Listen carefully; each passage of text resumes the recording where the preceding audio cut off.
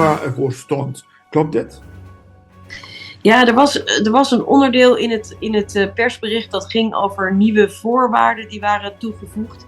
Dat klopt inderdaad niet. Aruba heeft ervoor gekozen om een aantal elementen uit de ontwerp-rijkswet die er is, nu ook in deze LAFT te stoppen. Dat vonden wij op zich niet een probleem om dat te doen. We hadden er nog wel opmerkingen over. Daar hebben we besprekingen over gevoerd, ook in de Rijksministerraad. En daar zijn we ook uitgekomen.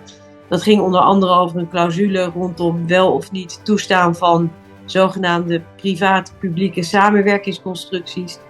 Nou ja, nogmaals, we zijn daar ook goed uitgekomen. Dat zijn onderwerpen die Aruba heeft toegevoegd, maar die wij verder prima vonden.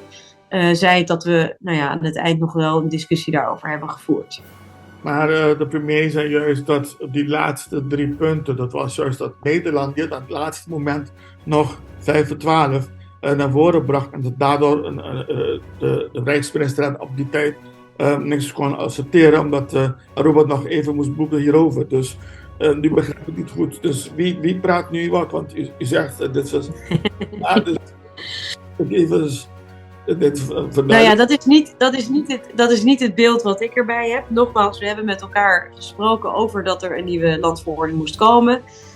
Aruba heeft daar een voorstel voor gedaan, heeft daar elementen in opgenomen in die landsverordening. Die komen uit een concept voor de Rijkswet. Dat waren die elementen waar we nog discussie over hadden aan het eind van de rit.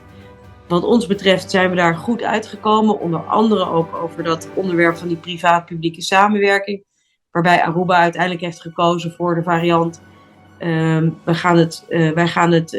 gaan het verbieden om dat op te nemen. We verbieden dit soort constructies. Wij konden ons ook goed voorstellen dat je die constructies wel zou doen. Maar goed, de keuze is zoals het bij zo'n landsverordening hoort, uiteindelijk aan Aruba.